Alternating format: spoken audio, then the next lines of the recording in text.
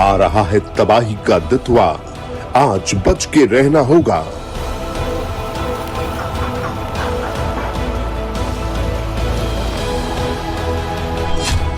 चार राज्यों में रेड अलर्ट, तूफान मचाना दे तांडव।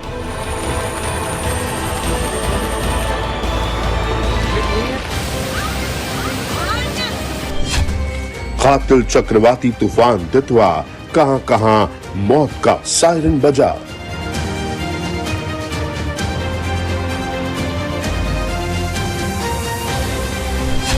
टूटी सड़कें, मलबे में दबे घर, भारत के पड़ोस में कहर भयंकर।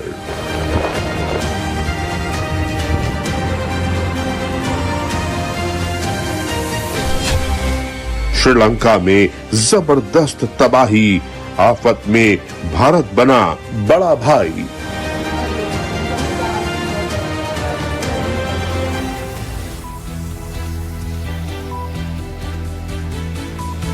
तूफान दितवा को लेकर बड़ी खबर आ रही है। श्रीलंका में तबाही मचाने के बाद तूफान लगातार तमिलनाडु की तरफ आगे बढ़ रहा है। दितवा का असर भारत में भी दिखाई देने लगा है।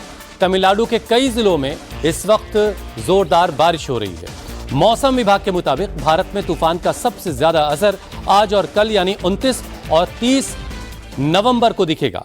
तूफान को देखते हुए तमिलनाडु सरकार ने कई जिलों में रेड अलर्ट जारी कर दिया है। स्कूल और कॉलेजेस में छुट्टियां कर दी गई हैं। बताया जा रहा है कि तूफान 100 किलोमीटर प्रति घंटे की रफ्तार से आगे बढ़ रहा है। इस दौरान भारी बारिश होगी।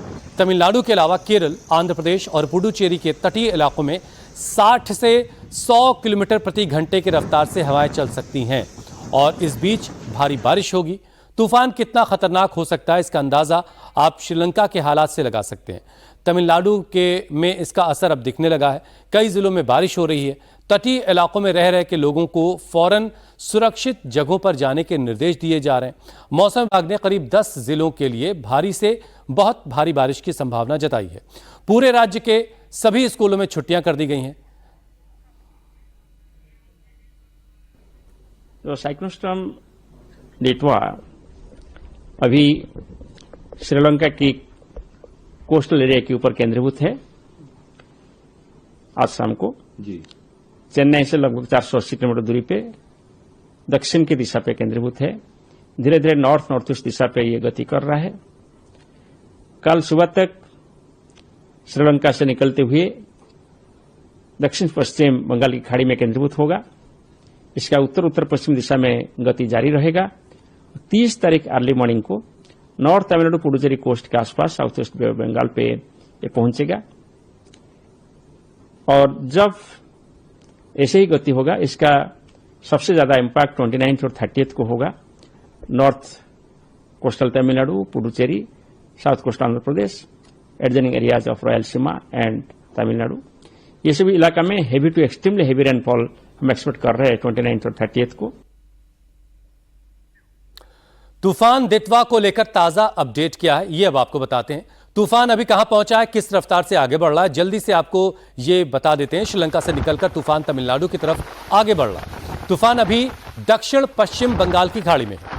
यह तूफान जब तमिलनाडु पहुंचेगा तो उसकी रफ्तार 100 किलोमीटर प्रति घंटे की होगी। इसका असर दिखने भी लगा है। तमिलनाडु के कई जिलों में इस वक्त भारी बारिश हो रही है। इसके साथ ही तमिलनाडु के कई जिलों में भारी से बहुत भारी बारिश का भी रेड अलर्ट पहले से ही जारी कर दिया गया है। मतलब हालात से निपटने की सारी तैयारियां भी की गई हैं।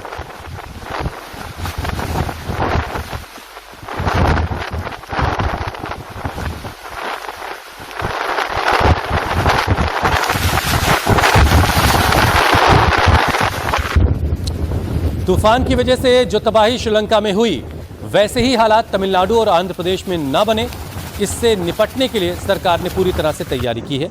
तूफान को देखते हुए तमिलनाडु के 13 जिलों में स्कूल कॉलेजेस की छुट्टियां कर दी गई हैं। मतलब जब तक तूफान निकल नहीं जाता, गुजर नहीं जाता, तब तक स्कूल कॉलेज बंद रहेंगे। 50 से ज़्यादा फ्लाइट्स रद्द करनी पड़ी हैं। 10 जिलों में भारी से बहुत भारी बारिश को लेकर अलर्ट जारी किया गया है ताकि लोग सुरक्षित जगहों पर शिफ्ट हो जाएं। इसके लिए 233 राहत सेंटर भी बनाए गए हैं। मछुआरों को समंदर से दूर रहने के लिए कहा गया है। वहीं समंदर में हलचल को देखते हुए कोस्टल एरियाज में, तटीय इलाकों में भी ऑरेंज अलर्ट जारी किया गया है। श्रीलंका से तूफान दितवा अब आगे बढ़ चुका है। लेकिन जो तबाही उसने श्रीलंका में मचाई उसकी कल्पना नहीं की जा सकती। तूफान दितवा के कहर में अब तक 80 लोगों की जानें गई हैं, कई लोग लापता हैं। 1.5 लाख से ज्यादा लोग इस तूफान से प्रभावित हुए। भारी बारिश और लैंडस्लाइड के चलते हाहाकार मचा है। अभी भी रेस्क्यू ऑपरेशन चल रहा है। श्रीलंका के कई शहरों में ट्रेनें रद्द करनी पड़ी, बिजली गुल है। 95 राहत शिविरों में 14,000 लोग हैं। सबसे ज्यादा खराब हालात कोलंबो और गंपाहा के हैं, जहां सब कुछ तबाह हो चुका है। नदियां खतरे के निशान से ऊपर बह रही हैं। हेलीकॉप्टर के जरिए लोगों को रेस्क्यू किया जा रहा है। तूफान ने श्रीलंका के बुनियादी ढांचे को भी बुरी तरह से नुकसान पहुंचाया।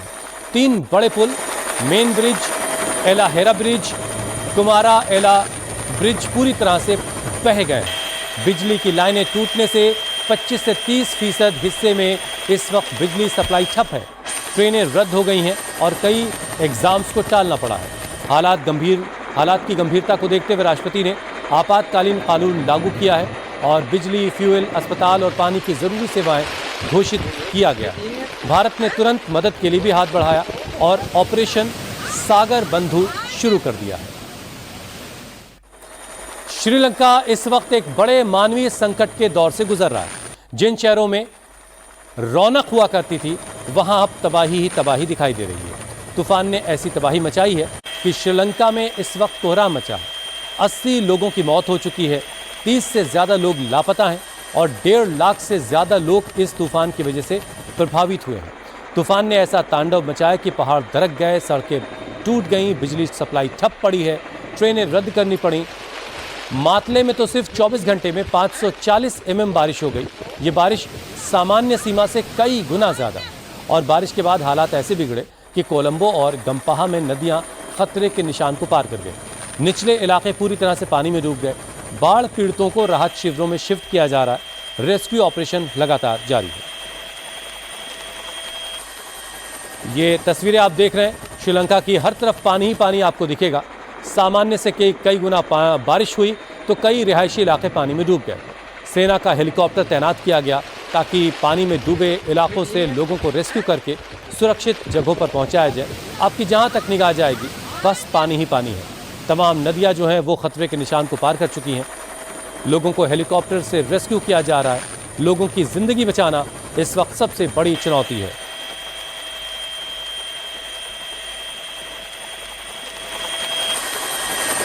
छोटे बच्चे, बड़े बुजुर्ग और तमाम लोग जो इस पानी में फंसे हैं, कोशिश की जा रही कि जब सभी को जल्द से जल्द यहाँ से निकाला जाए और राहत केंद्रों तक पहुँचाया जाए।